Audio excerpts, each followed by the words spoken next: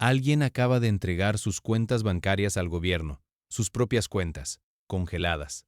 Y él ni siquiera lo sabía hasta que intentó mover dinero esta semana. Ese hombre tiene fuero de senador, tiene escolta, tiene inmunidad constitucional en México.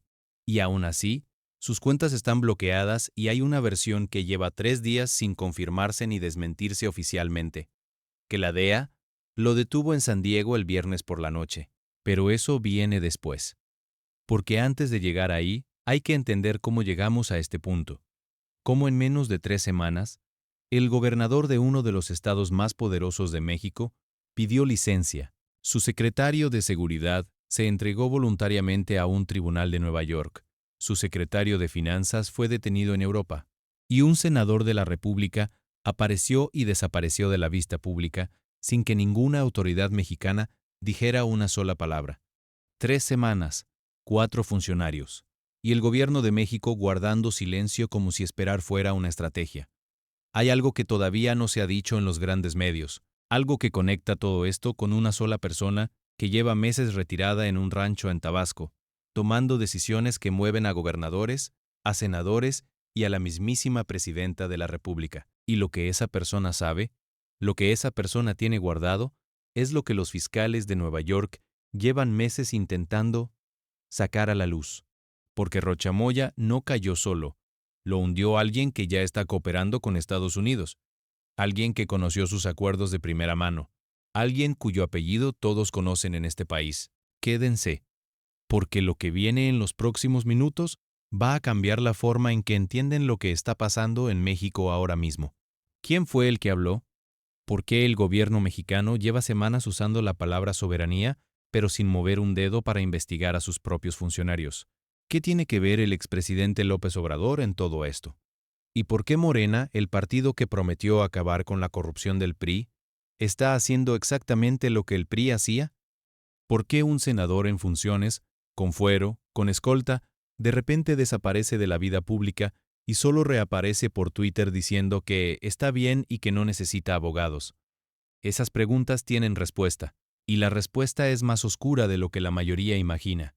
El martes 29 de abril de 2026, en la Fiscalía Federal del Distrito Sur de Nueva York, el fiscal Jay Clayton y el director de la DEA, Terrance C. Cole, se presentaron ante la jueza federal Catherine Polk Falla.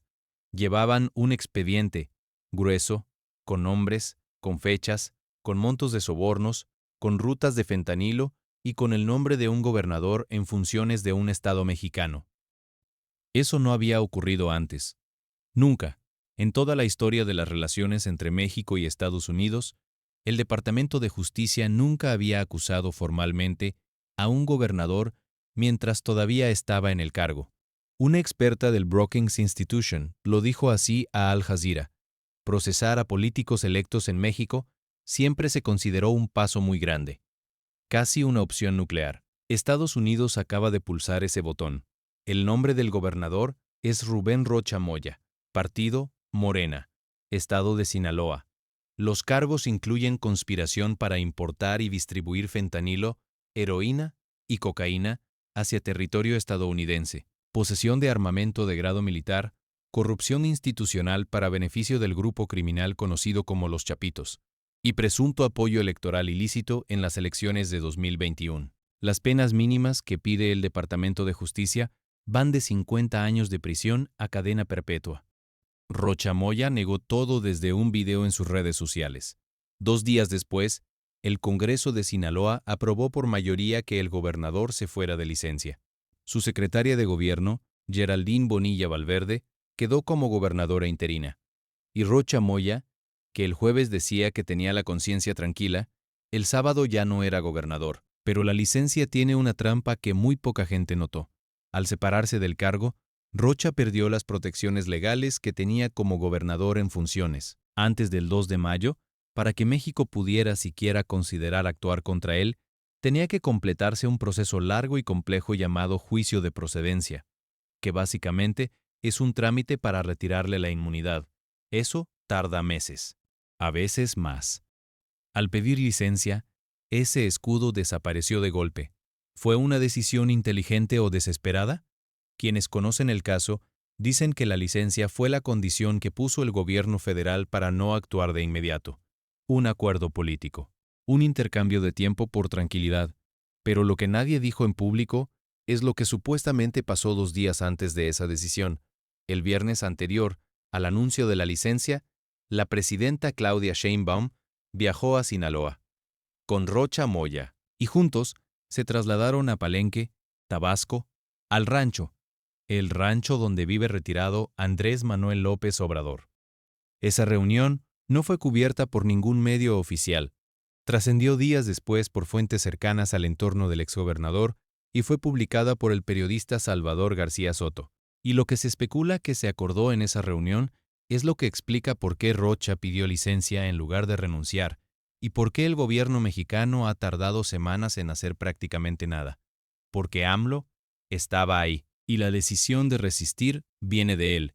¿Recuerdan cuando pregunté quién fue el que habló, quién hundió a Rocha Moya desde adentro? La respuesta llega ahora, y nadie la esperaba tan pronto. El nombre es Ovidio Guzmán López, el ratón, hijo de Joaquín El Chapo Guzmán, miembro de la facción del cártel de Sinaloa, conocida como Los Chapitos. Ovidio fue detenido por segunda vez en Sinaloa y extraditado a Estados Unidos. Una vez ahí, comenzó a cooperar con el Departamento de Justicia de Nueva York a cambio de condiciones más favorables en su proceso judicial. Y lo que Ovidio le contó a los fiscales fue, según fuentes cercanas al expediente, la médula entera del caso contra Rocha Moya. Describió reuniones, describió montos, describió cómo la facción de los Chapitos ayudó a mover la elección de gobernador en Sinaloa en 2021, cómo los operadores del cártel intimidaron a rivales políticos en zonas serranas durante la campaña, y cómo, una vez que Rocha ganó, el acuerdo se formalizó en algo que los fiscales describen como una estructura de protección institucional a cambio de sobornos. Había una nómina, Juan Valenzuela Millán, jefe policial, acusado incluso por la muerte de una fuente de la DEA, Gerardo Mérida Sánchez, secretario de Seguridad Pública, el senador Enrique Insunza Cázares, hombre de confianza de Rocha y exsecretario de Gobierno del Estado, el alcalde de Culiacán, Juan de Dios Gámez Mendívil, y otros 6 nombres más. 10 personas, todas del gobierno del estado de Sinaloa, todas de Morena. Piensen en eso un momento. El Departamento de Justicia de Estados Unidos presentó a 10 funcionarios de un solo estado mexicano como parte de la misma estructura criminal. 10. Del mismo partido, del mismo gobierno estatal, con el gobernador a la cabeza. Y la respuesta oficial de México fue decir que las pruebas eran insuficientes. Aquí hay algo que los medios grandes no están explicando bien, y que usted necesita entender para ver el cuadro completo. Lo que Estados Unidos envió a México el 28 de abril no fue técnicamente una solicitud formal de extradición. Fue algo que se llama detención provisional con fines de extradición, que está contemplado en el artículo 11 del Tratado de Extradición Bilateral firmado en 1980. Eso significa que México recibe una notificación anticipada, investiga si las pruebas son suficientes y decide si detiene a las personas mientras se tramita el proceso formal. La Fiscalía General de la República analizó lo que llegó y dijo que los elementos probatorios no eran suficientes para ejecutar una acción inmediata. La presidenta Sheinbaum fue más directa en su conferencia mañanera. Dijo que la única prueba presentada hasta ese momento era una hoja con supuestos pagos de sobornos. Una hoja. Para 10 funcionarios, con penas de 50 años cada uno. Eso es lo que argumentó México. Y es un argumento que, desde el punto de vista estrictamente legal, tiene peso. Un tratado de extradición establece que la solicitud debe ir acompañada de evidencia suficiente conforme a las leyes del país requerido. Si México dice que esa evidencia no cumple con sus estándares, técnicamente tiene razón. Pero hay un problema. El Departamento de Justicia de Nueva York no armó ese expediente en un fin de semana. Lleva años construyéndolo. Tiene testimonios de testigos colaboradores. Tiene registros financieros. Tiene comunicaciones intervenidas. Y tiene, sobre todo, las declaraciones de Ovidio Guzmán, que habló desde adentro del cártel y que le puso nombres y fechas a cada acuerdo. El analista Ricardo Rafael escribió algo que incomoda a los dos lados. El argumento de soberanía que usa México es técnicamente correcto, pero está aplicado en el campo equivocado. La soberanía exclusiva para juzgar aplica cuando los delitos son cometidos íntegramente en México. Pero estos delitos son transnacionales. Las víctimas del fentanilo están en Estados Unidos. Las rutas de distribución cruzaban la frontera. El daño ocurrió en dos países. México está usando el argumento correcto para el caso equivocado. Y mientras tanto, los funcionarios acusados están vivos, libres en el país, algunos huyendo. Esto llegó en el peor momento posible para la relación bilateral. 10 días antes del escándalo de Rocha Moya, algo ocurrió en la Sierra Tarahumara de Chihuahua que encendió otra mecha. El domingo 19 de abril, una camioneta que formaba parte de una caravana de operaciones contra narcolaboratorios se estrelló en la zona de Barrancas. Murieron 4 personas. 2 eran agentes mexicanos de la Agencia Estatal de Investigación de Chihuahua. Las otras 2 eran agentes de la CIA. La CIA, operando en territorio mexicano, vestidos con uniformes de la policía chihuahuense, en un operativo que desmanteló 6 laboratorios de drogas usando drones. Y todo eso ocurrió sin que el gobierno federal de México lo supiera. O eso dijo Sheinbaum. La gobernadora del estado, Maru Campos, es del PAN, el partido de oposición. Morena la citó de inmediato al Senado para que explicara por qué coordinó con agencias extranjeras, sin informar al gobierno federal, y si esa operación violó la Constitución y la Ley de Seguridad Nacional. 2 escándalos en 10 días. La CIA en Chihuahua sin permiso, y el gobernador de Sinaloa acusado de narco en Nueva York.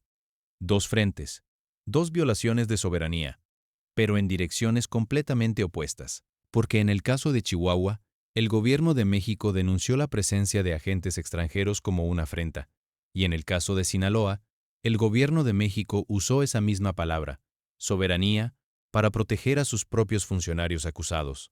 Eso es lo que la oposición lleva semanas señalando, y es difícil refutarlo. Trump no tardó en reaccionar. El miércoles 6 de mayo, el presidente de Estados Unidos publicó que si México no atacaba a los cárteles, Estados Unidos lo haría. 2 días después, volvió a decir que los cárteles gobiernan México, y como trasfondo de todo eso, el gobierno publicó su Estrategia Nacional de Control de Drogas 2026-2032, un documento que no tiene lenguaje diplomático. Dice directamente que México es una plataforma industrial de producción de fentanilo y metanfetaminas, que hay control estatal parcial del territorio y que los países serán considerados responsables por su falta de voluntad política, para actuar no solo por falta de capacidad. Voluntad, no capacidad. Voluntad. Es una acusación disfrazada de estrategia. Y hay algo más en ese documento que muy pocos leyeron. Contempla explícitamente opciones militares unilaterales contra narcotraficantes. En territorio mexicano, el analista Alberto Guerrero Baena lo describió como la mayor amenaza a la soberanía mexicana desde la Guerra Fría.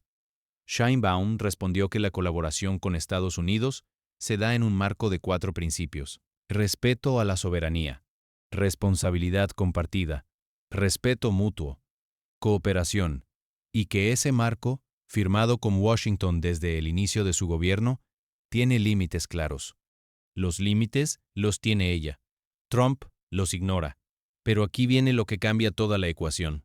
Junio de 2026 no es un mes cualquiera, es la revisión obligatoria del TEMEC.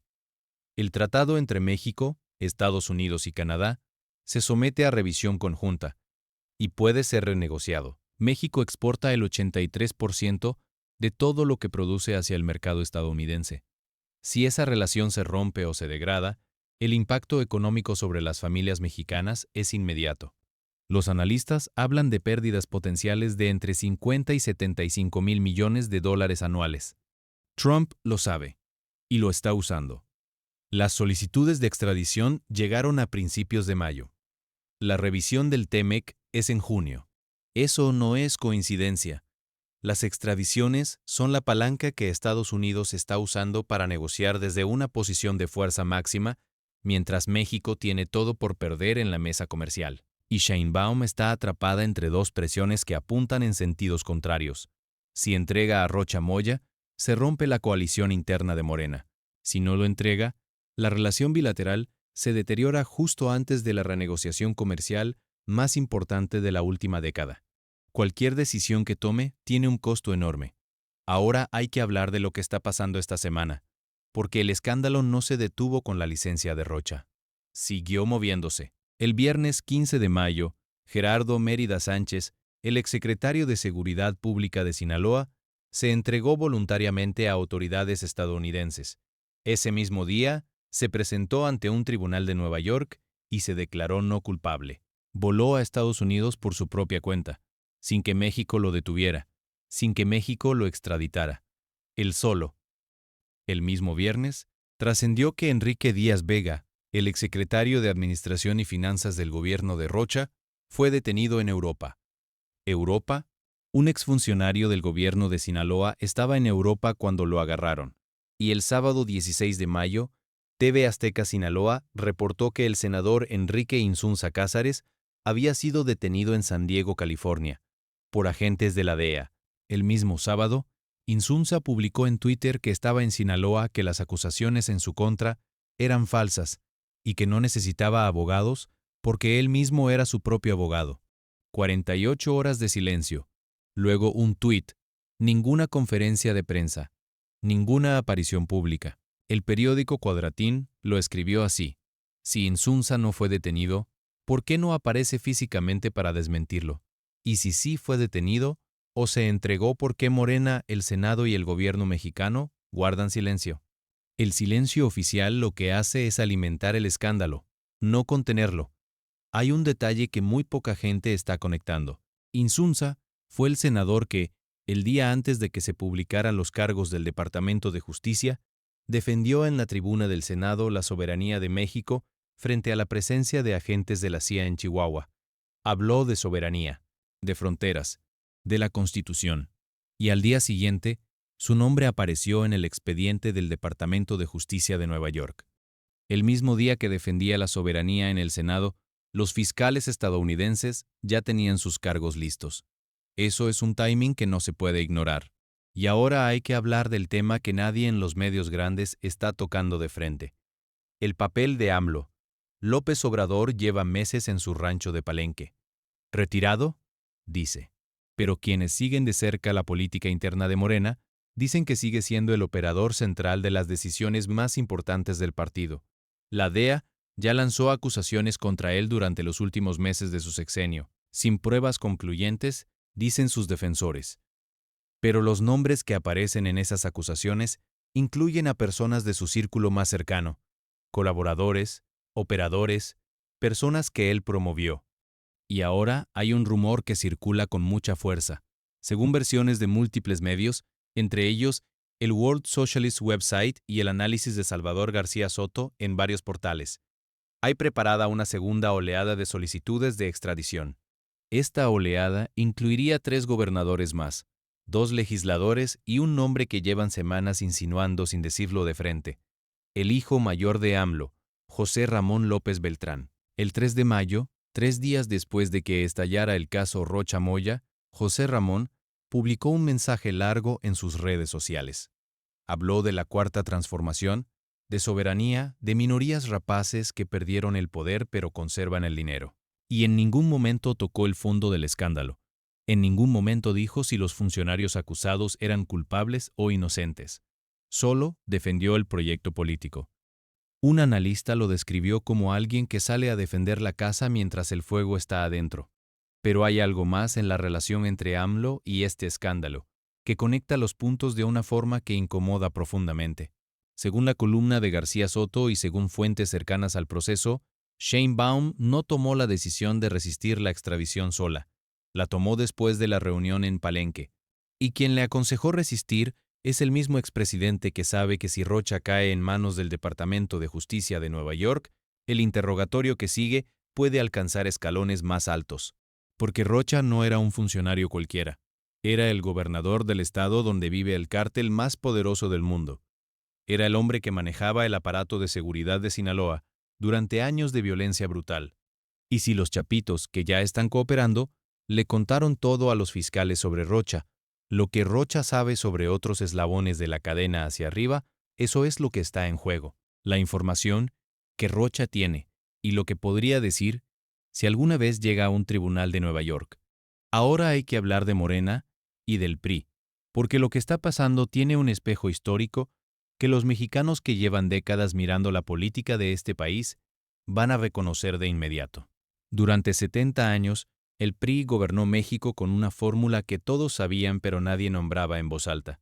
El Estado convivía con los grupos del crimen organizado.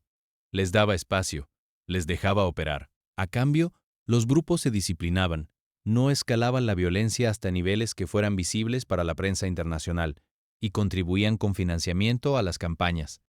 Ese modelo funcionó hasta que dejó de funcionar, hasta que los cárteles crecieron más que el Estado, hasta que la violencia se volvió imposible de ocultar, hasta que Estados Unidos empezó a presionar con extradiciones.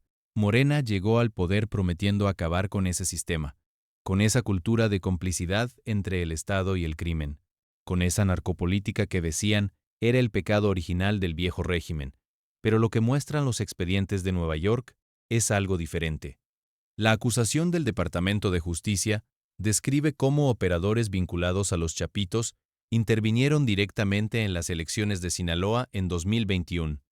Intimidaron a rivales políticos, controlaron zonas durante la jornada electoral, y el ganador de esa elección fue Rubén Rocha Moya, de Morena. El portal Detona lo escribió sin rodeos. La política de abrazos, no balazos fue la coartada para alianzas electorales que como nunca antes empoderaron política, económica y territorialmente a los cárteles. Y esos cárteles le devolvieron el favor en las urnas. Eso, para los mexicanos que vivieron los años del PRI, no suena nuevo. Suena exactamente igual que lo que se hacía antes, con otro nombre, con otra bandera, con otra narrativa. Y ahí es donde el PRI, partido que lleva años en el suelo electoral, ve su oportunidad. Alejandro Moreno, el dirigente nacional del PRI, dijo que la salida de Rocha no fue voluntaria, sino resultado de presiones internas y externas. La senadora priista por Sinaloa dijo que esto era apenas la punta del iceberg de una narcopolítica que permea toda la Cuarta Transformación. El PRI, acusando de narcopolítica a otro partido. El PRI. Para alguien que vivió los años 90, eso tiene una textura particular, pero el punto que hacen, más allá de la hipocresía de quien lo dice, tiene sustancia, porque la acusación que lanza el Departamento de Justicia de Nueva York contra 10 funcionarios del mismo Estado, del mismo partido, del mismo gobierno, no describe hechos aislados. Describe un sistema. Y los sistemas no los arman un gobernador solo. Los sistemas tienen estructura, tienen historia, tienen aprobación tácita desde arriba. Morena lleva semanas intentando cerrar filas alrededor de Rocha. El senador Saúl Monreal fue más lejos. Pidió que Estados Unidos extraditara a México a Gerardo Mérida, el exsecretario de Seguridad que ya se entregó voluntariamente en Nueva York. Es decir, el mismo partido que se niega a extraditar a sus funcionarios acusados, pide que Estados Unidos les regrese a uno de los que ya se fue por su propio pie. El senador del PAN, Mario Vázquez, respondió, «El mundo al revés», y añadió algo que quedó resonando. Si Mérida se entregó voluntariamente en Estados Unidos, fue porque sabe que tiene un problema legal serio. Y fue porque se sintió el eslabón más débil de la estructura, el que tiene menos que perder negociando. Eso es importante, porque los testigos colaboradores son la pieza central de cómo el Departamento de Justicia construye estos casos. Cada persona que se entrega y coopera lleva información hacia arriba. Ovidio Guzmán le contó lo de Rocha. Mérida puede contarle lo de alguien más. ¿Quién es el siguiente? Hay algo que todavía no hemos dicho y que cambia la escala de lo que está pasando. Esto, lo de Sinaloa, según los analistas de seguridad, es solo el principio. El experto en seguridad pública, David Saucedo, dijo en Infobae que Estados Unidos tiene una lista larga, que Sinaloa es apenas el detonador de una serie de investigaciones que involucran al menos 10 perfiles políticos de alto nivel en México.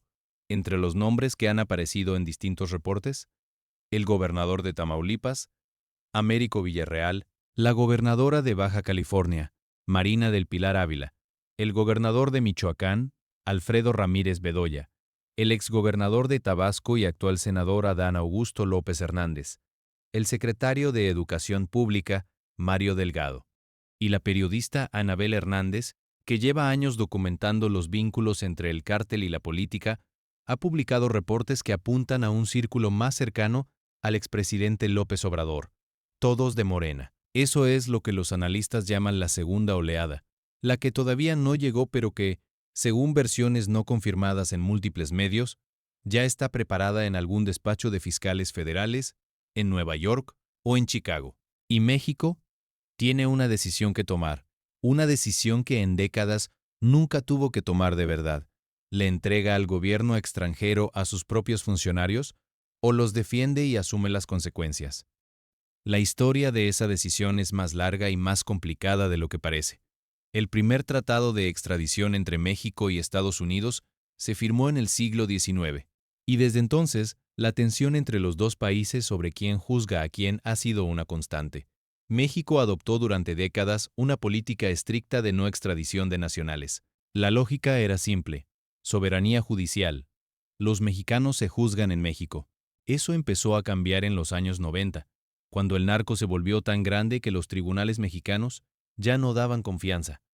Cuando quedó claro que muchos jueces y fiscales estaban en la nómina de los mismos a quienes debían juzgar. Las extradiciones de jefes del cártel empezaron. El Chapo fue el caso más famoso. Mayo Zambada fue directamente secuestrado y llevado a Estados Unidos sin que México lo supiera. Pero, ni en los peores años del PRI, ni en los años de Felipe Calderón, cuando la guerra contra el narco estaba en su punto más sangriento, ningún gobernador en funciones fue acusado formalmente por el Departamento de Justicia de Estados Unidos. Eso, como dijo la experta del Brookings Institution, era la opción nuclear, la que nadie usaba porque desestabilizaba todo. Estados Unidos la usó, y México ahora tiene que decidir qué hacer con un arma que todavía está en el aire. La estrategia que el gobierno de Sheinbaum ha adoptado hasta ahora es esperar. Decir que se investigará, decir que si hay pruebas suficientes conforme a las leyes mexicanas, se actuará, usar la soberanía como argumento para ganar tiempo. Pero hay una trampa en esa estrategia que los analistas están viendo con claridad. La Unidad de Inteligencia Financiera de México ya congeló las cuentas de Rocha Moya y de Insunza. Eso no es hacer nada. Es hacer algo, pero es hacerlo tarde, parcialmente y solo después de que la presión internacional se volvió imposible de ignorar. Si México actúa es porque la presión de afuera es mayor que la lealtad de adentro. Y eso le dice al mundo que el aparato judicial mexicano no actúa solo. Actúa cuando no tiene más remedio. Para la persona de a pie, para el trabajador, para el jubilado, para el que lleva décadas viendo pasar gobiernos de distintos colores y recibiendo siempre el mismo trato. Esto tiene una traducción muy concreta. Mientras los gobernadores y senadores piden licencia y se van de vacaciones a Sinaloa o a California, el precio del fentanilo que destruye familias en Estados Unidos sube porque los productores tienen protección política de este lado de la frontera. Mientras el gobierno habla de soberanía en sus conferencias mañaneras, los funcionarios acusados viven tranquilos en casas de lujo con escoltas del Estado.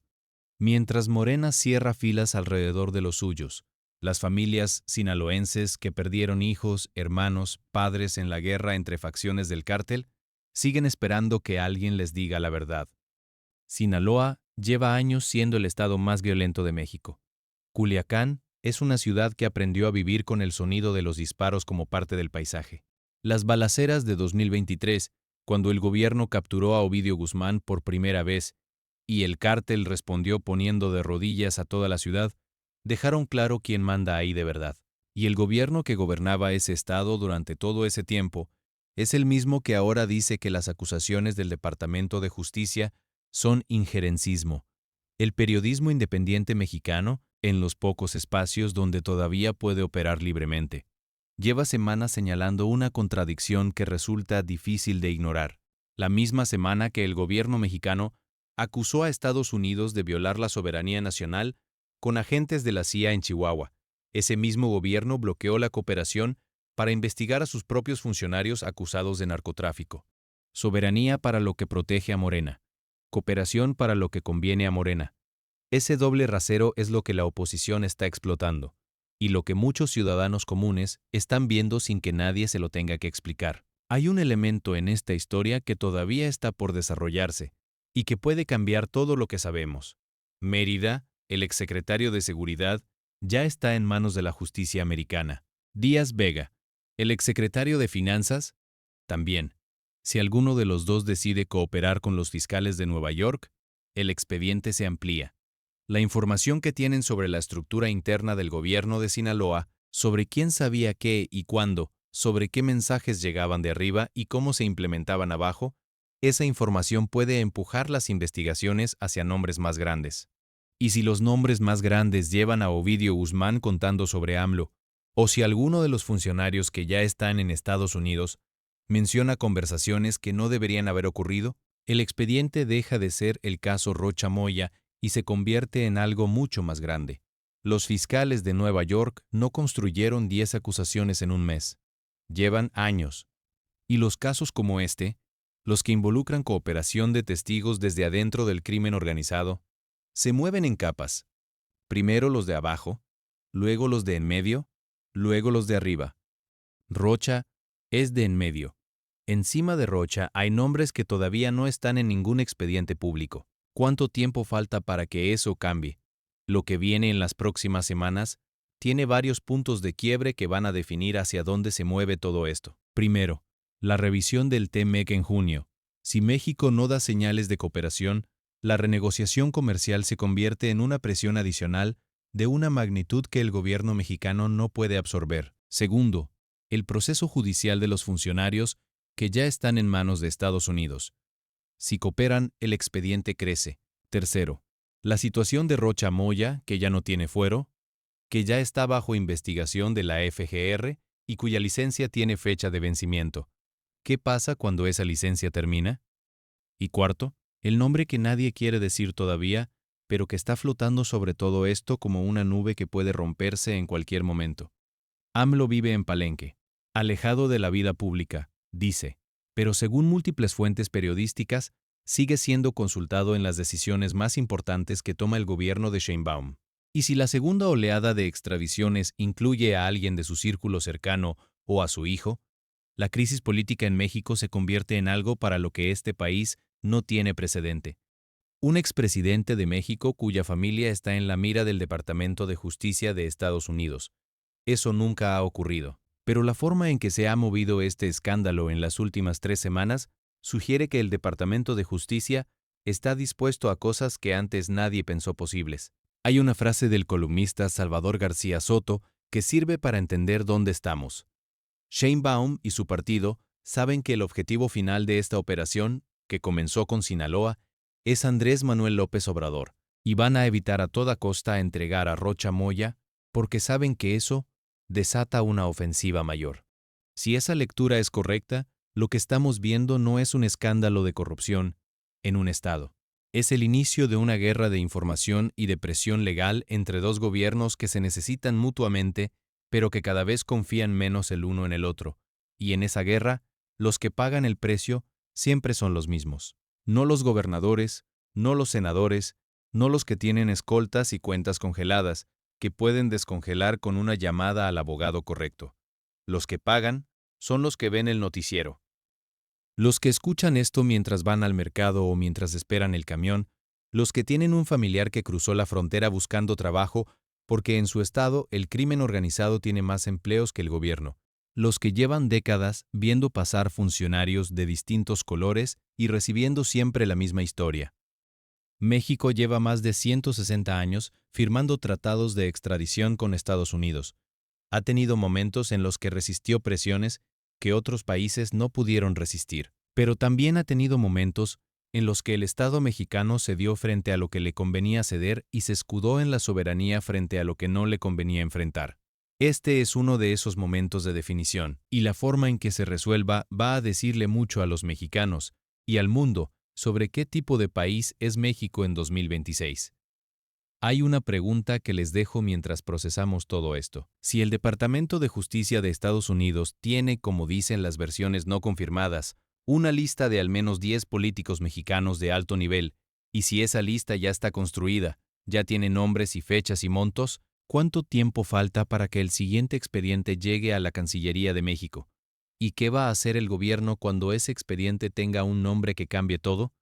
Esa respuesta va a llegar. La pregunta es si va a llegar antes o después de junio.